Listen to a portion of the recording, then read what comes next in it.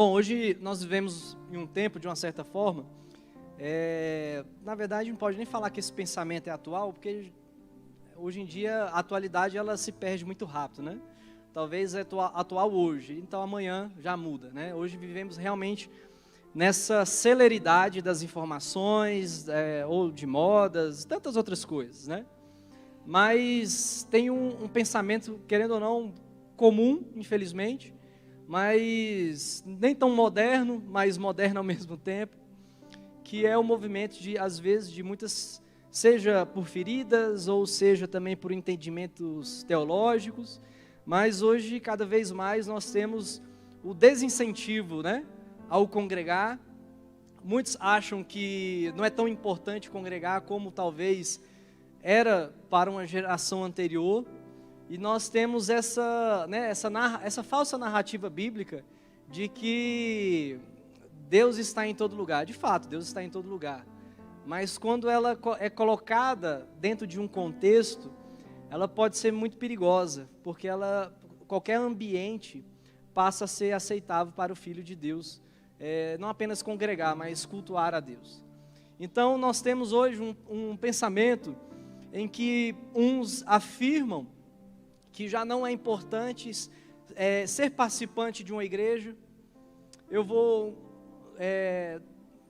em um domingo em uma igreja, no outro eu vou em outra igreja, assim eu vou conhecendo as formas de Deus expressar, embora nós cremos aqui também que Deus ele tem uma atuação específica em cada congregação, e a sua forma de se manifestar por diversas vezes, ela realmente gera uma certa mudança, embora não é contrária à Bíblia, mas a forma de Deus expressar é de livre-arbítrio dele. Então nós pegamos essas frases que às vezes viram até frases de efeito e achamos que dentro de um contexto em que há o desincentivo, né, para o congregar, achamos que esse é um contexto bíblico. E a palavra de Deus, ela não diz isso. Pelo contrário, ela afirma cada vez mais que é importante o participar de uma igreja. Sei bem que às vezes o congregar é um pouco difícil. Às vezes somos chateados, muitas vezes há situações em que nos magoam, isso é verdade, há essa questão. Muitas vezes a igreja, né, o CNPJ em si, a administração de pessoas é uma administração imperfeita, que magoa, que machuca, mas nós somos convocados a não olharmos para uma administração humana, embora seja também importante, mas olharmos como Jesus olha para a sua igreja. Então nós temos a igreja terrena, que é imperfeita, limitada, finita, e quando nós olhamos a igreja que Jesus fala sobre ela, nós vemos uma igreja gloriosa, perfeita, santa, eterna. Então será que eu preciso viver sobre uma perspectiva de uma promessa que virá e esquecer a igreja imperfeita, digamos assim? Então eu vou cultuar Deus da minha forma, dentro do meu quarto, embora também seja importante fazer isso. Então será que agora eu vou parar de prestar contas, né, das minhas ações? Vou em determinado local e de repente se alguém começar a me incomodar, eu já pulo para outra. O que eu preciso fazer? É claro que é fato, muitas mazelas que homens, em nome de Deus, cometem atrocidades, às vezes coisas que nos chega a entristecer o coração. Mas o que eu quero dizer é que esses são atos humanos, falhos, por diversas vezes com um coração cheio de maldade, que não falam daquilo verdadeiramente, o que a igreja criou para ser. Que é ser uma comunidade de fé, que professa a fé em Jesus, que honra o seu Deus e vive para Ele. E muitas dessas vezes nós acabamos caindo naquilo que Satanás diz sobre a igreja e esquecemos de olhar aquilo que Deus fala sobre a sua igreja. Então muitas vezes não é somente culpa de pessoas que fizeram algo de errado, mas por muitas vezes é quando nós olhamos para o nosso próprio coração queremos viver a nossa própria maneira e colocamos desculpas em uma possível igreja, achando que ela é imperfeita, e afirmamos isso. E muitas das vezes nós acabamos dividindo essa culpa, de nos desigrejarmos. Então eu imputo essa responsabilidade, às vezes até pessoas que não fizeram aquilo, e achando que estou, vivendo o reino de Deus somente em meu quarto. Por que eu estou falando disso tudo, Mas antes de irmos para o texto mesmo, aliás, tudo aqui vai ser o texto, Mas o texto principal será a história dos 4 amigos e o paralítico. Mas antes de chegarmos lá, eu gostaria de ler primeiro Deuteronômio capítulo 9, versículo 10, diz assim: o Senhor me deu as 2 tábuas de pedra, escritas com o dedo de Deus. Nelas estavam todas as palavras que o Senhor havia falado com vocês no monte, do meio do fogo, quando todo o povo estava reunido. Em outras traduções, essa parte final vai ser assembleia. E quando eu olho o contexto da Bíblia, eu vejo que sempre existiu igreja. Primeiro, que o termo igreja não é nenhuma particularidade da igreja protestante. Esse termo, assembleia, ele não se originou no meio protestante, ou no meio antes, a igreja católica, ou no meio ali da igreja de Atos. Na verdade, esse termo, aqui no Antigo Testamento, carral, e no Novo Testamento, que agora vem o grego, que é eclésia, ou eclesia, não é nem uma particularidade da linguagem dos crentes, digamos assim. É uma palavra que era geralmente utilizada em reuniões, de pessoas. Antes, a origem dela era uma reunião política. Então, quando nós falamos de assembleia ou igreja, nós podemos usar pela literalidade da palavra para vários aspectos, além de uma reunião, como nós estamos fazendo hoje, de uma reunião pública, como a Carol cantou aqui em um determinado momento, professando a fé em Jesus.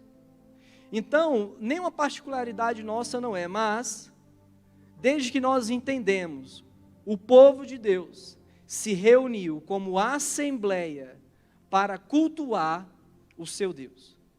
Então, o ajuntamento, a assembleia, não é uma criação do novo, embora ali há uma fundamentação de uma igreja, ali em Atos, mas o povo de Deus, desde que se entende por gente, digamos assim, ele se ajunta para cultuar o nome do seu Deus.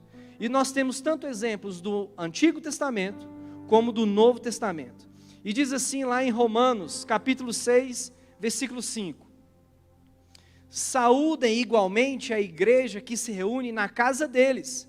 Saúdem meu querido Epêneto, primeiro fruto de fé em Cristo na província da Ásia. A palavra utilizada aqui para igreja é eclésia, ou eclesia, que tem o mesmo significado que carral, que significa assembleia, ajuntamento. Aqui nós temos uma igreja que funcionava na casa de um determinado irmão para cultuar e professar a fé em Cristo Jesus. Só que esse termo eclésia, ele tem um duplo significado. Nós temos o mesmo significado que carral, que é ajuntamento, mas o eclésia, ele tem também uma outra função, que quando ele é a junção de 2 palavras, eclesia, que significa chamados, para fora. Então nós temos aqui já um entendimento da igreja de Jesus, não dupla função, mas um duplo significado de igreja, que é de entendermos que o ajuntamento ele é importante, na mesma proporção que os chamados para fora também é. Um não exclui o outro, pelo contrário, um vai complementar o outro. Em ambas as situações se infere o uso para a assembleia de um grupo, reunião, e até mesmo no caso da segunda palavra, o termo tem o significado de chamados para fora.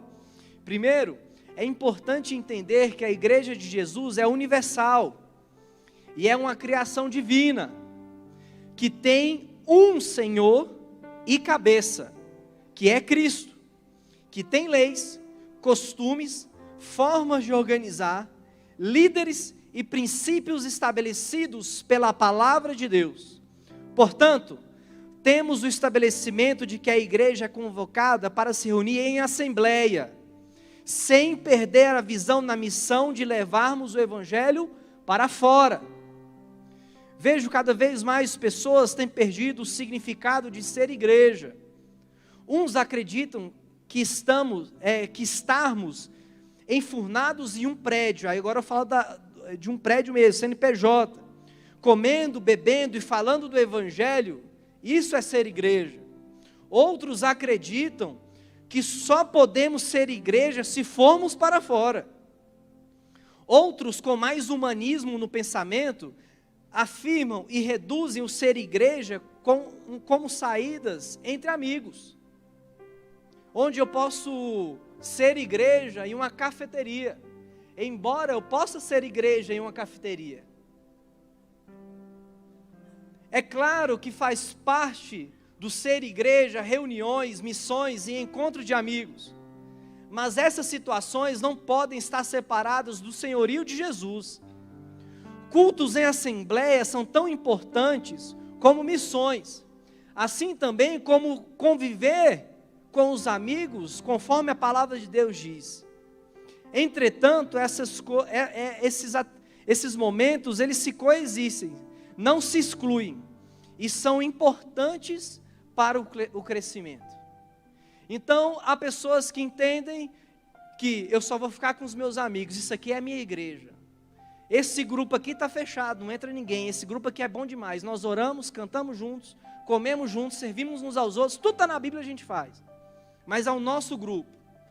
E se vier alguém um pouco mais difícil, a gente exclui e está tudo certo, porque nós não vamos atrapalhar a coletividade, a igreja. A igreja é muito mais importante. Há outros que entendem que só ir, fazer trabalho lá fora, esquecer a sua obrigação interna, é válido. Não, eu estou trabalhando, eu trabalho de segunda a segunda para o reino, só trabalho lá fora. E aqui dentro está tudo certo, não precisa, tem gente que faz isso. E há aqueles que, muitas vezes, acabam se usufruindo de toda a estrutura de uma igreja para adoçarem e muitas vezes incentivarem a sua preguiça. E achando que isso é viver o reino de Deus. Então vejam que essas coisas parecem ser coisas boas, nos trazem muitas vezes um senso de comodismo, mas nós acabamos caindo na cilada de Satanás, de acharmos que ser igreja é somente aquilo que me agrada. Eu entro no self-service e sirvo daquilo que eu gosto, e está tudo certo, se está me agradando, eu estou cumprindo o chamado de ser igreja.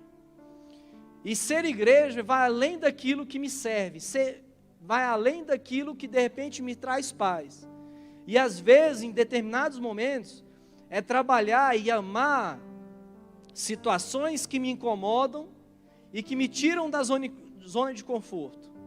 E que muitas dessas vezes, esses momentos mais espinhosos, ou às vezes de um temperamento que eu não dou tanto certo, mas revelam a falta e a dificuldade do meu caráter, que precisa ser aperfeiçoado, do que propriamente está revelando uma debilidade da outra pessoa. E essas coisas nós aprendemos quando nós congregamos, quando eu vejo que quem precisa de ser aperfeiçoado não é o irmão que me traz dificuldade, mas sou eu, em não amá-lo intensamente como Cristo o amou. E o congregar é extremamente importante para o desenvolvimento da igreja e o desenvolvimento pessoal para a glória de Deus. Então, aqueles que abrem mão desse congregar, estão cada vez mais distantes do seu Senhor. Porque o congregar, ele não é só importante, mas fundamental para a minha salvação. Quem salva é Jesus, isso é fato, não há discussão, não é Jesus e algo, não, quem salva é Jesus.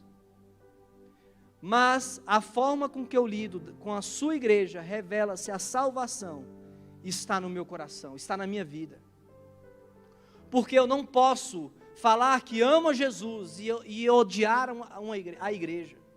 Eu não posso falar que eu amo o Senhor da igreja e falar e abominar a sua criação.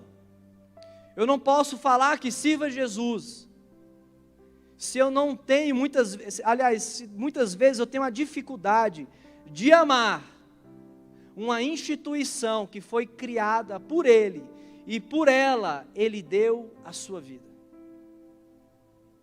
Não há possibilidade. Isso não exclui muitas vezes os nossos erros, mas isso nos faz olhar com o olhar que Jesus tem para a sua igreja. Hoje ela é imperfeita, a igreja terrena, mas quando o seu Senhor vir buscá-la, ela será perfeita, e ela será apresentada como esposa santa, imaculada. Então a forma que eu vejo para a igreja não é o que Satanás fala sobre ela, mas é o que Cristo Jesus fala sobre ela. E é por isso que o autor de Hebreus fala lá no capítulo 10, versículo 24. Hebreus, capítulo 10, versículo 24. Veja, esse não é um pensamento tão atual como eu falei. A mesma dificuldade que talvez muitas igrejas passam hoje, eles também estavam passando naquela época. Porque Satanás sempre tentou derrubar a igreja, mas é promessa de Jesus que as portas do inferno jamais prevaleceriam sobre ela.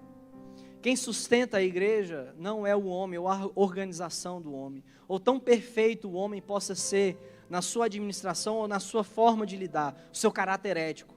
A igreja, ela é sustentada pelo seu Senhor e cabeça, que é Jesus. E diz assim no versículo 24: cuidemos também de nos animar uns aos outros no amor e na prática de boas obras. Não deixemos de nos congregar como é o costume de alguns. Pelo contrário, façamos admoestações, ainda mais agora, que vocês veem que o dia se aproxima. O autor de Hebreus, ele está falando de duas coisas que acabamos de ler, do significado de eclésia. Ele está falando que internamente nós precisamos de nos animarmos às boas práticas, não podemos deixar de incentivarmos uns aos outros a congregar, mas também precisamos incentivar um ao outro no amor e nas boas práticas. Significado de ser igreja: trabalho interno, trabalho externo. Então o autor, ele fala assim, olha, não deixemos, é uma imposição, não é? Fala assim, olha, se sua igreja ou se a sua assembleia for boa, você congrega, se não for, fica dentro de casa. Não, é uma imposição. Não deixemos de nos congregar.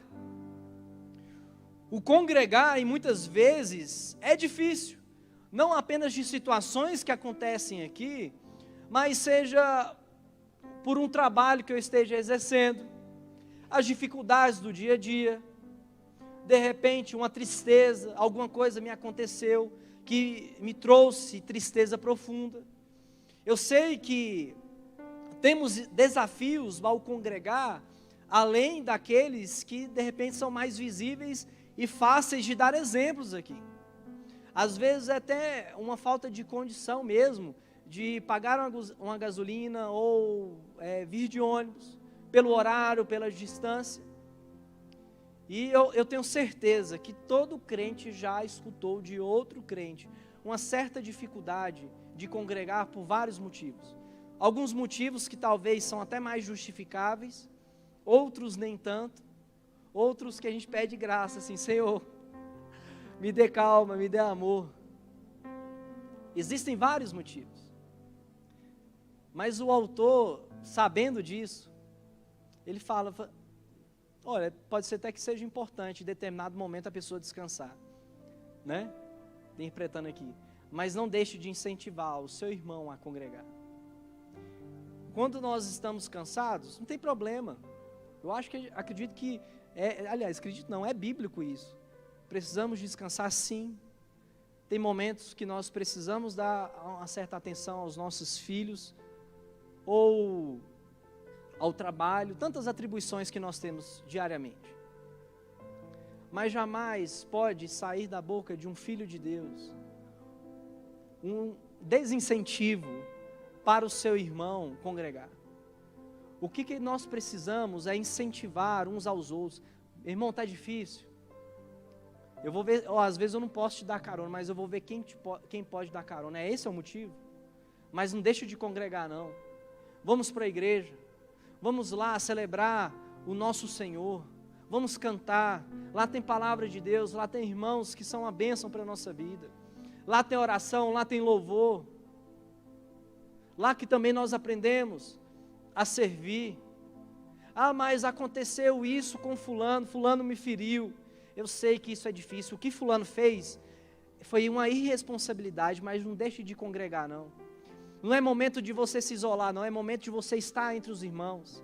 É momento onde você tem que ir conhecer outras pessoas, onde você tem que aprender a perdoar aquele que te feriu. E o que nós precisamos fazer, porque isso Satanás já faz. Não vai para aquela igreja não. Só tem gente problemática, gente difícil. Olha lá, você vai lá, a pessoa nem te dá boa noite.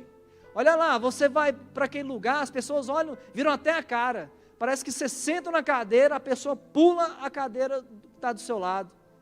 Satanás já faz isso. Mas os filhos de Deus foram convocados para incentivar. Não estou falando de tornar religioso, achando que é só vir à igreja e está tudo certo. Não. Mas o incentivar a vir à igreja é bíblico. E essa é a nossa perspectiva. Se faltou, liga. Né? O Jorge, meu Deus, acho que eu estava bloqueado de uns 30 já. Mas eu não dizia. E não desisto. Porque a presença, todos são importantes. Amém? Por que vocês estão rindo, jovens? Eu estou vendo só um sorriso. E é lista de transmissão, meu Deus. Eu não gosto que o povo fica me mandando lá propaganda, esse negócio tudo. E eu estou fazendo pior. Mas a gente tem que fazer isso. Porque um dia, aquela pessoa vai ver aquela mensagem e falar assim, rapaz, é importante mesmo, que essa pessoa não deixou de me chamar. Eu tenho certeza que se eu passasse o microfone aqui, para algumas pessoas, teríamos testemunhos de outros irmãos que incentivaram o congregar, e através disso, curas fizeram parte da vida dessa pessoa que um dia talvez esteve até caída.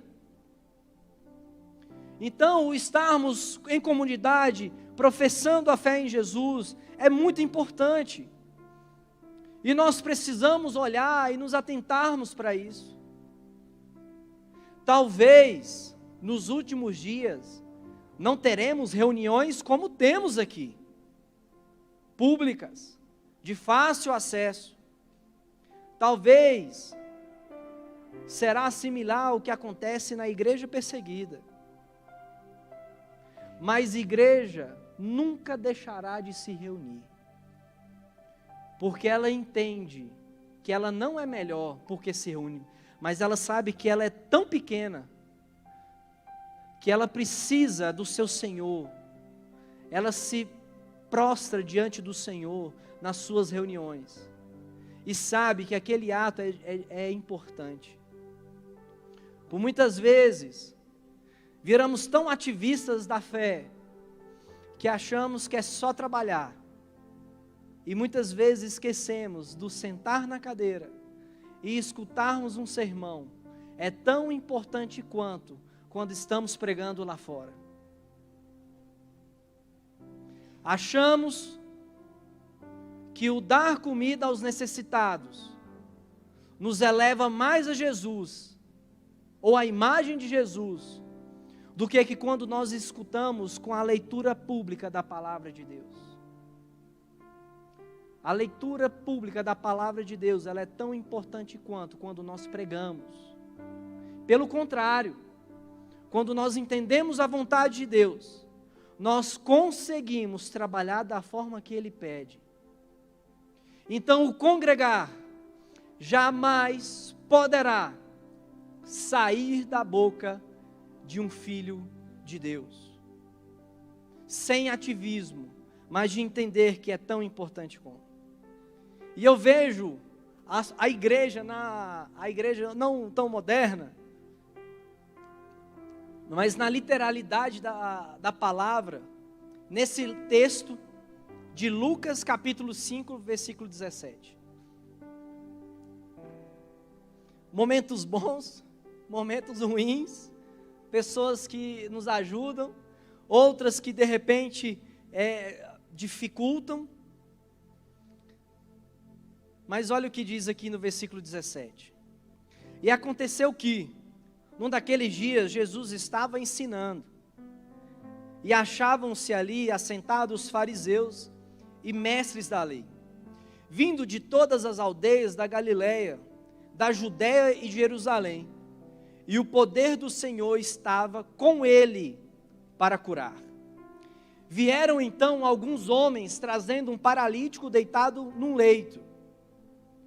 Eles procuravam levá-lo para dentro e colocá-lo diante de Jesus. E não entrando em uma forma de fazer isso, por causa da multidão, subiram ao telhado e por entre as telhas desceram o paralítico no seu leito, deixando-o no meio das pessoas diante de Jesus. Vendo-lhes a fé, Jesus disse ao paralítico: homem, os seus pecados estão perdoados. E os escribas e fariseus começaram a pensar: quem é este que diz blasfêmias? Quem pode perdoar pecados, a não ser um, que é Deus? Jesus, porém, conhecendo os seus pensamentos, os pensamentos deles, disse-lhes: o que vocês estão pensando em seu coração?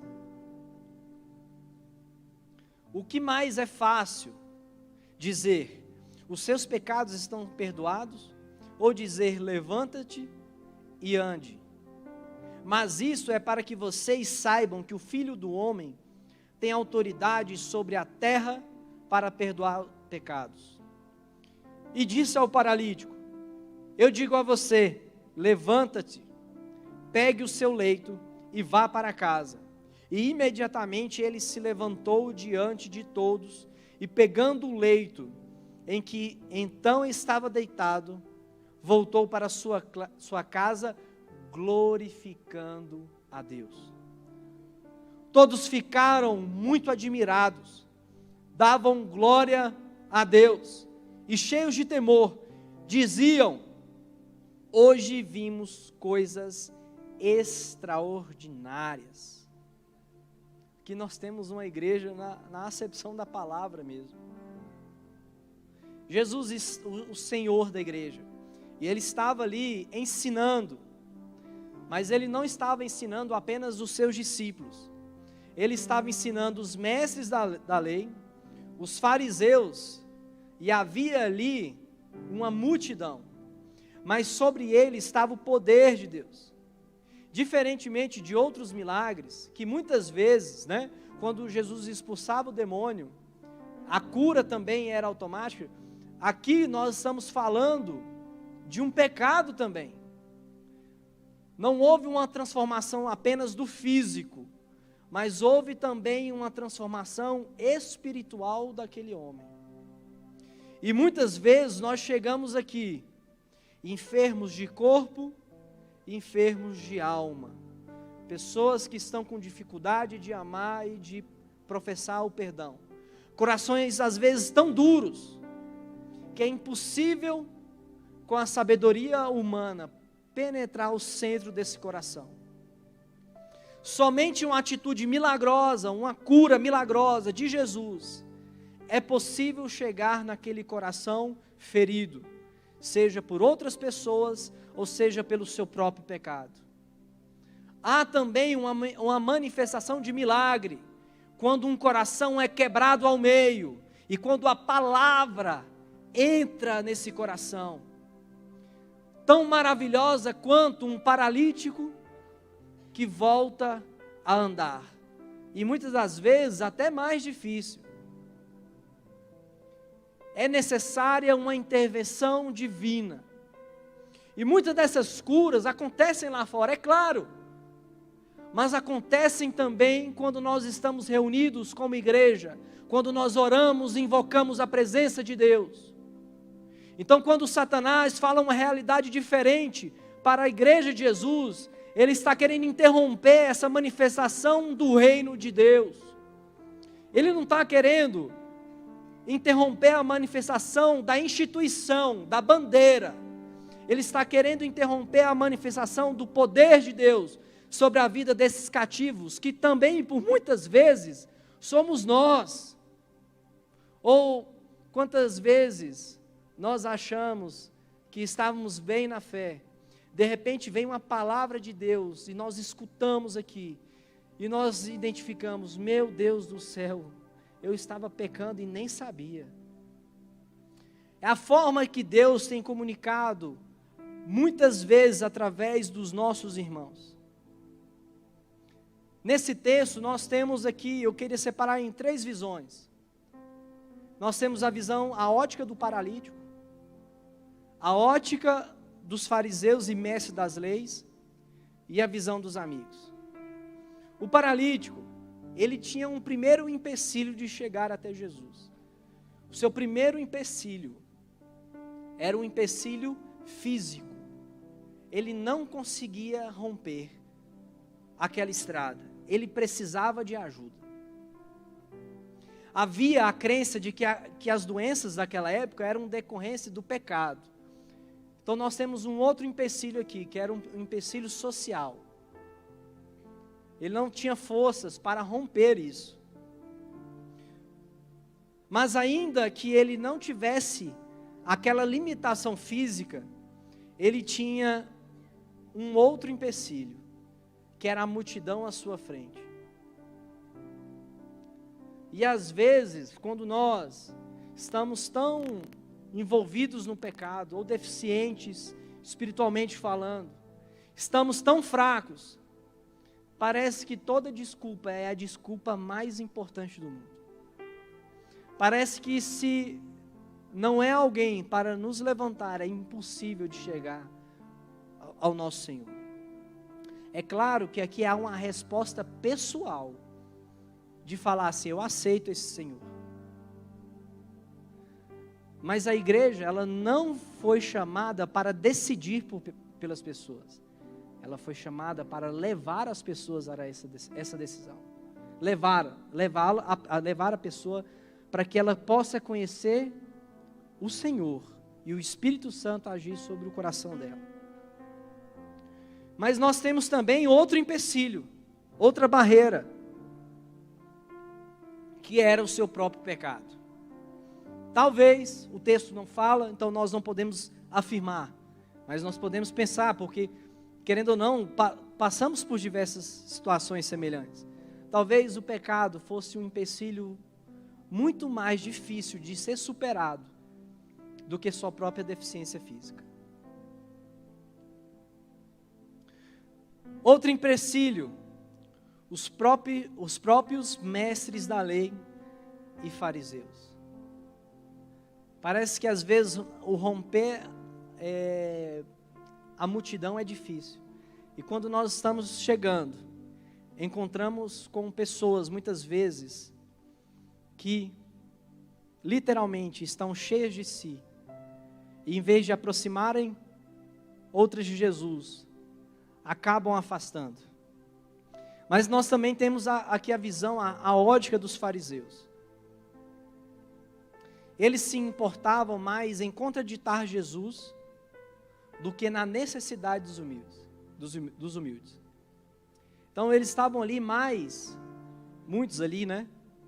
Estavam ali mais querendo pegar Jesus em um escorregão da palavra, do que propriamente aprender dele, ou permitir que os humildes, os pobres de espírito, tivessem acesso à palavra dele. E eu sei que por muitas vezes nós encontramos essas dificuldades dentro de uma igreja.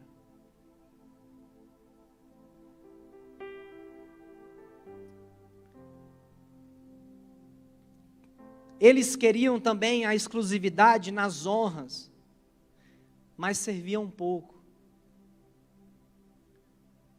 Eles queriam tudo para si, mas falaram assim, olha, aqui não. Vinde a mim, né? Só faltava falar isso. Às vezes a igreja terrena pode ser assim, infelizmente. Mas dificultam o acesso a Jesus do que aproximam as pessoas dele. Embora essas pessoas possam ser transformadas, acredito também que muitas das vezes mais dificultam a propagação do Evangelho do que propriamente a manifestação do reino de Deus. Mas em uma igreja, nós temos também a ótica dos amigos. Aqui o texto de Lucas não fala 4 amigos, né? Quem fala 4 amigos, né? É o livro de Marcos. Então, eles tinham a multidão à sua frente e o acesso a Jesus era difícil. Primeiro empecilho agora dos amigos. Eles olharam a situação, provavelmente Jesus estava numa base ali de pregação.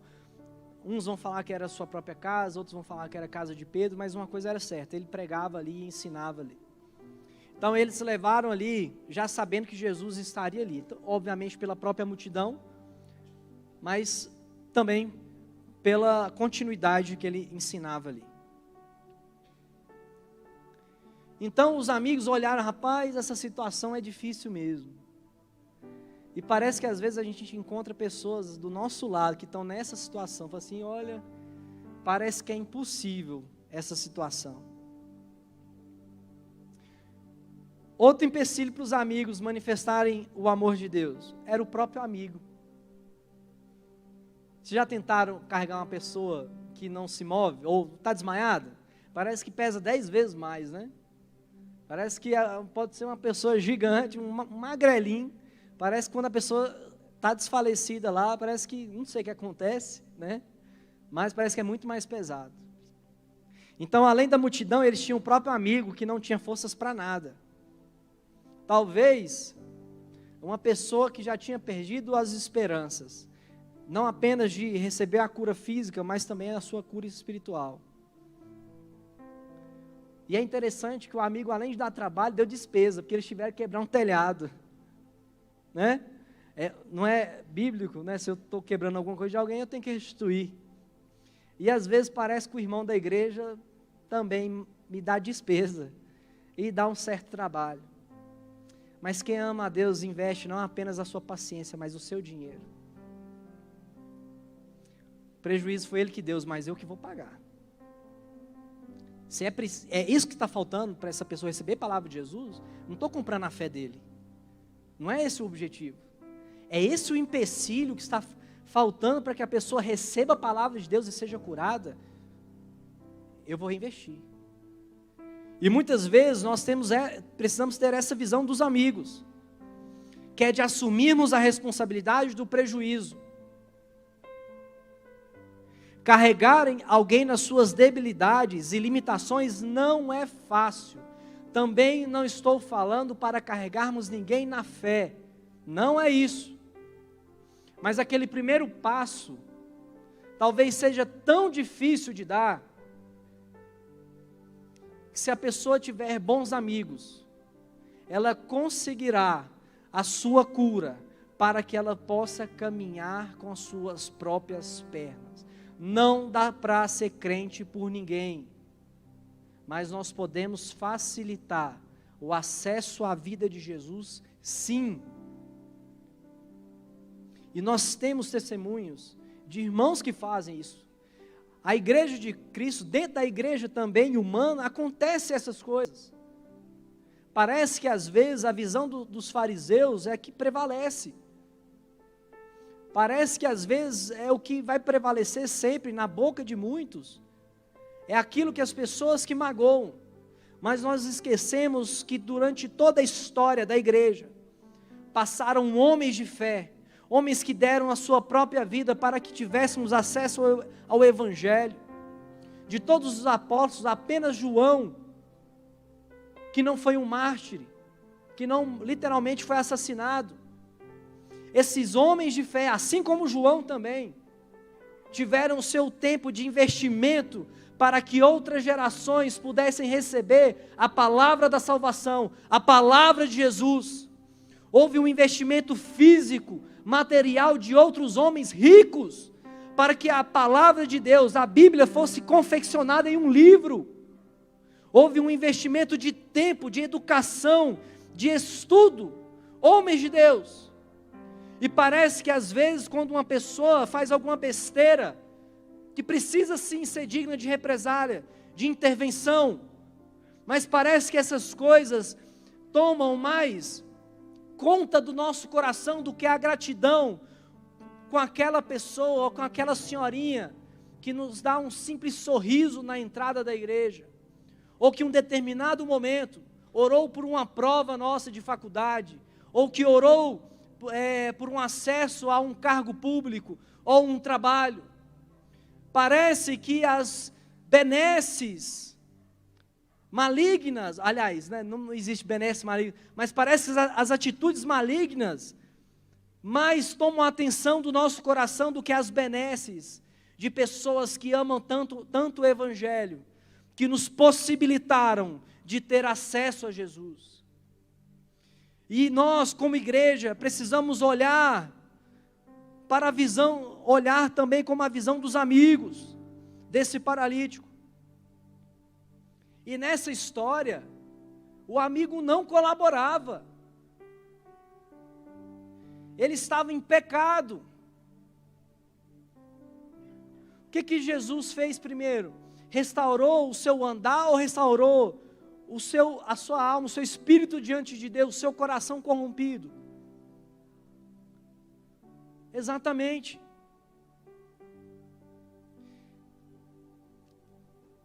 Eles foram criativos. Eles foram criativos na solução e tiveram fé. Eles olharam a dificuldade, falaram assim, parece que, rapaz, como é que eu vou chegar lá? Gente, vocês imaginam isso? Alguém abriu um rombo aqui no teto e falar assim, estamos falando de Jesus aqui, essa pessoa está precisando, pelo amor de Deus. Você imagina a dificuldade já de carregar uma pessoa que não consegue levantar. Imagina levar ao teto. Aqui, embora o contexto seja casa de judeus, casa de judeu não tinha telhado. Era bem provável que era uma casa no formato romano com telhado. Eles não subiram apenas, eles destelharam. Imagina a dificuldade para levar uma pessoa dessa a Jesus. E às vezes a gente olha assim, uma pessoa que está totalmente derrubada, e falamos assim, não, a pessoa tem que dar um passo. Eu sei que às vezes a gente precisa de empurrão, tá? Não estou querendo também tirar, porque às vezes a gente precisa de um tranco, né? Está no frio, igual carro álcool no frio, né? Não pega. Às vezes a gente precisa do empurrão, eu sei disso. Mas esses amigos, eles não estavam contentes com a realidade pecaminosa daquele amigo. Eles não se contentaram com a realidade daquela pessoa. Imagine se uma igreja se levantar e não se contentar com o pecado do seu irmão. Eu não estou falando para simplesmente jogá-lo e falar assim, seu pecador, vai embora. Mas eu estou falando de um incômodo tão grande, que uma igreja fervorosa vai orar tanto, que é impossível aquela pessoa não se converter, que ela vai ficar tão constrangida do seu pecado, ela fala assim, ou eu abandono isso, ou eu saio daquela igreja. E a igreja foi chamada para ser, literalmente ser ponto de refúgio, mas um ponto também para levantar o caído, sabendo que a força vem do Senhor, sabendo que a estratégia vem do Senhor, porque os amigos tiveram fé em Jesus e não no que eles estavam fazendo.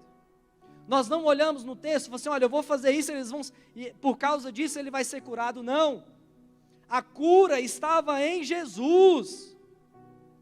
Eles gastaram tempo, não foi simplesmente na sua própria obra.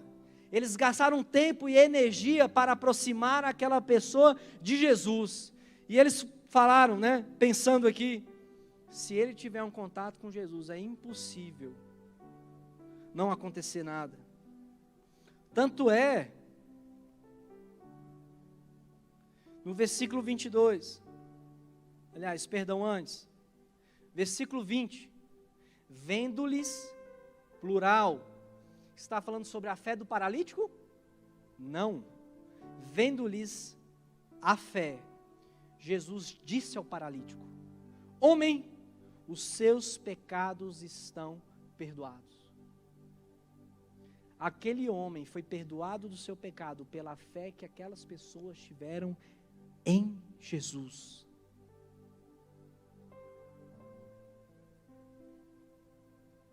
Não subestime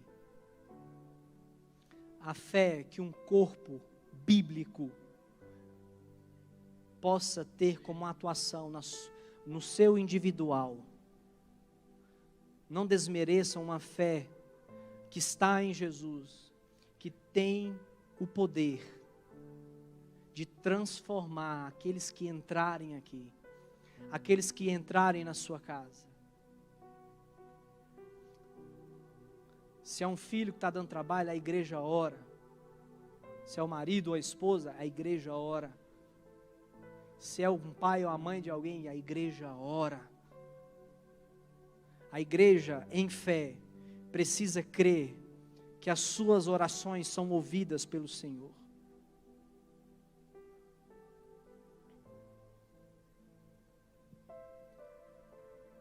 Diz assim no versículo 23.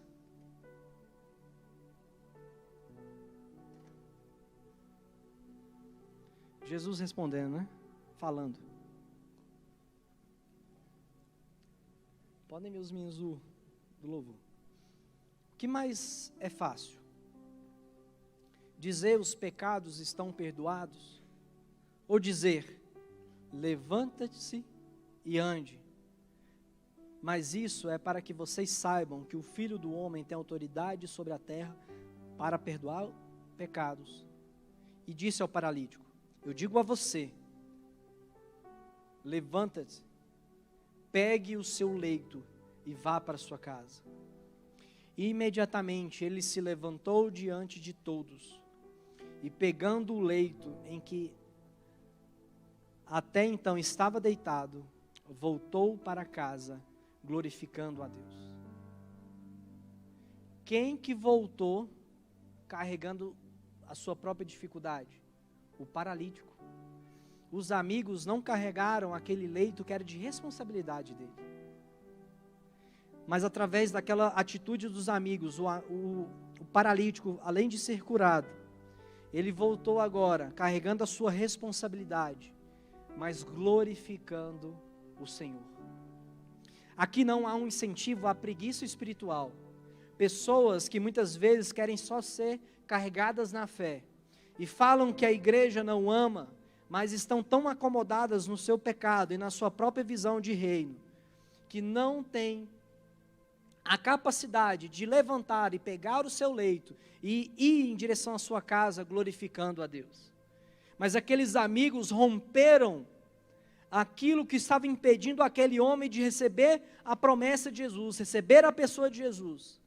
Mas a partir de que aquele homem recebeu, quem carregou o seu próprio leito e foi glorificando para casa a Deus, foi ele mesmo.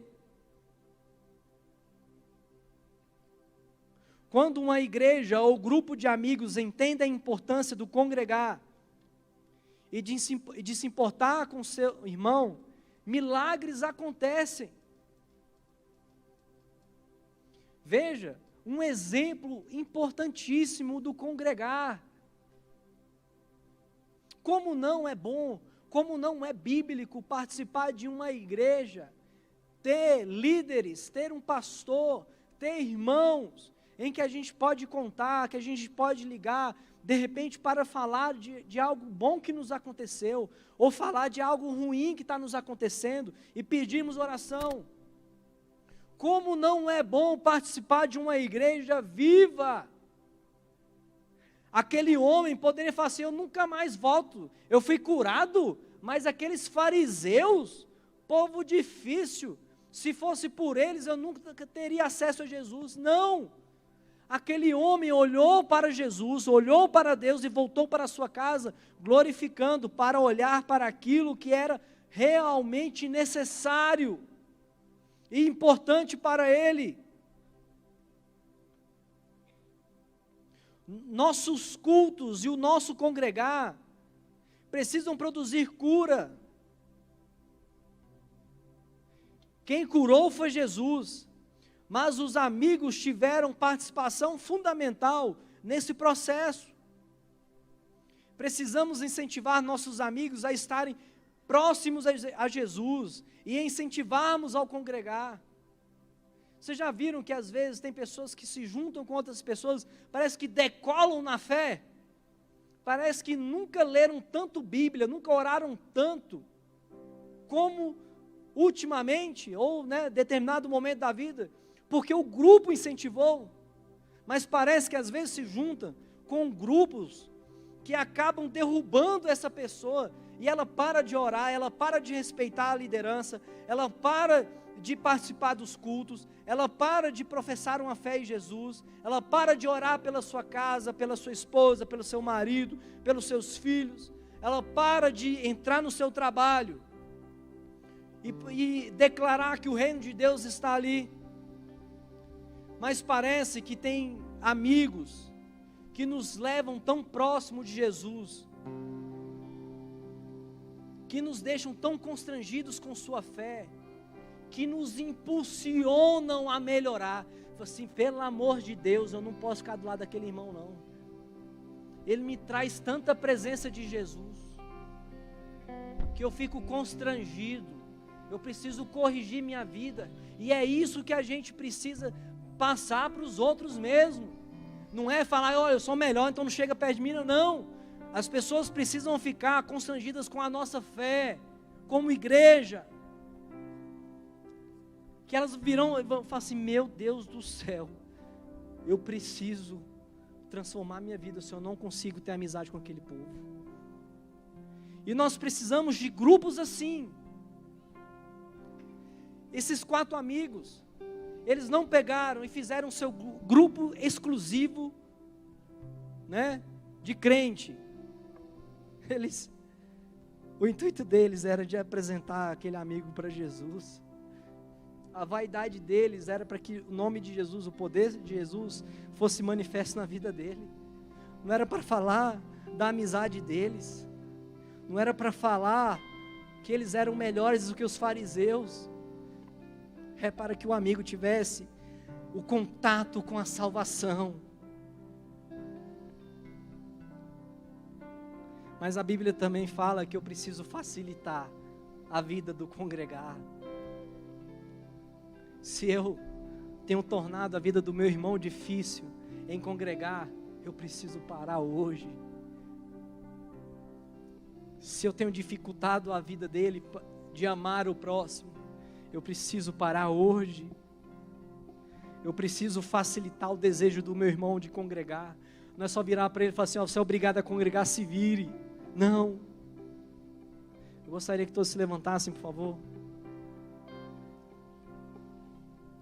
A assembleia ali instalada, com a presença de Jesus, produziu frutos. Essa deve ser a nossa assembleia. A nossa assembleia precisa produzir cura, libertação, transformação. Nós precisamos orar e clamar pela restauração do caído, mas pela nossa mesma. Será que às vezes nós nos importamos mais com os enfeites da igreja do que se Jesus está naquele culto público? Será que às vezes nós passamos mais tempo raciocinando se a nossa igreja tem que ser de uma forma ou de outra, do que perguntarmos ao Senhor: Senhor, o Senhor está aqui, o Senhor tem se agradado do nosso culto, nós temos produzido frutos de arrependimento? Será que o Espírito Santo tem liberdade para agir no nosso meio? Será que isso tem passado nos nossos corações mais do que detalhes?